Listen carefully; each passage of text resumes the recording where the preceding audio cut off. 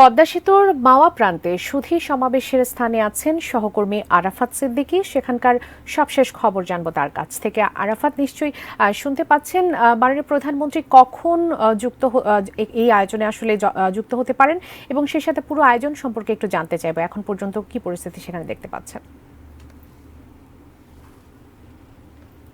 আজকের যে আয়োজন সেটি তো এখানে আসলে একটি বড় প্যান্ডেল টাঙানো হয়েছে এবং সেখানে যাতে রোদ বৃষ্টি ঝড় উপেক্ষা করে এই আয়োজনটি সুন্দরভাবে সম্পন্ন হয় তার চেষ্টা করা হয়েছে। তবে এই আয়োজন দিয়ে তো আসলে এর মূল মাহাত্ম্য বোঝানো যাবে না। মূল মাহাত্ম্য বুঝতে হলে আপনাকে সেই 2012 সালে ফিরে যেতে হবে, যখন বিশ্বব্যাংক এই পদ্মা সেতু প্রকল্প থেকে তাদের অর্থায়ন প্রত্যাহার করে নিয়েছিল এবং 2011 সালের এই প্রকল্প 9টি বছর পার করে আজকে শেষ হতে যাচ্ছে। এই শেষের যে যাত্রা, আজকের যে সমাপনী উৎসব, সেটি বর্তমান যে প্রধানমন্ত্রী শেখ হাসিনা তার জন্য আসলে অনেক বেশি গৌরবের প্রত্যেকটি বাঙালির জন্য। কেননা জানেন যে এই সেতু প্রকল্প নিয়ে বাংলাদেশকে নানাভাবে নানা জটিলতায় নানা দুর্নাম পোহাতে হয়েছে, নানান রকম সন্দেহের মধ্যে দিয়ে যেতে হয়েছে। তবে জানেন যে 2015 সালে সব সন্দেহের অবসান করে কানাডার একটি আন্তর্জাতিক আদালত। সেখানে প্রমাণিত হয় যে এই সেতু প্রকল্পে কোনো দুর্নীতি হয়নি।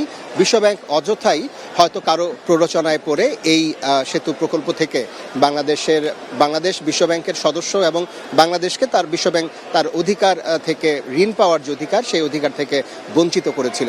যাই হোক, বাংলাদেশ শেখ হাসিনার দৃঢ় প্রত্যয় ছিল যে এই সেতু তিনি করে দেখাবেন নিজস্ব অর্থায়নে। সেই কাজটি তিনি করেছেন। প্রায় 32,605 কোটি টাকার এই যে বিশাল প্রকল্প, এই প্রকল্প এখনো পর্যন্ত গত 22 মাসে সেটি প্রায় 1500 কোটি টাকার মতো আয় করেছে। এই 1,500 কোটি টাকা এরই মধ্যে প্রকল্পের পক্ষ থেকে যারা টোল আদায়কারী সংস্থার পক্ষ থেকে সরকারকে বুঝিয়ে দেওয়া হয়েছে। এই যে অর্জন, এই যে আমাদের একটি আয়বর্ধক একটি সেতু, শুধু বাংলাদেশের আয়ত নয়। জানেন যে এই সেতু প্রকল্পে প্রথম 2023 সালে যখন প্রথম রেল সংযোগ চালু হয়, এর সঙ্গে বৈশ্বিক রাজনীতির একটি বড় প্রেক্ষাপট জড়িত ছিল। বৈশ্বিক রাজনীতি খুব সুন্দরভাবে বর্তমান প্রধানমন্ত্রী সামাল দিয়েছেন। জানেন যে যে ট্রেনটি প্রথমে চলে, সেই ট্রেনটি ট্রেনের যে লোকোমোটিভ সেটি আমদানি করা হয়েছিল যুক্তরাষ্ট্র থেকে। তবে তার পেছনের যে বগিগুলো ছিল, বগিগুলো এসেছিল চায়না থেকে। আবার এই রেল প্রকল্পে বাংলাদেশের যে বৈদেশিক মুদ্রা অর্জন হবে সেটি আসবে ভারতের কাছ থেকে।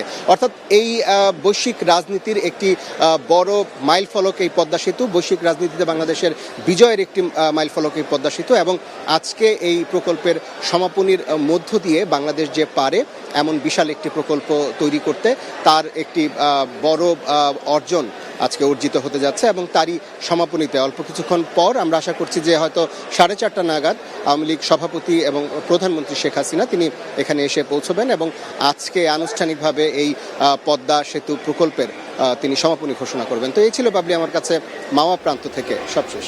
আপনাকে অসংখ্য ধন্যবাদ।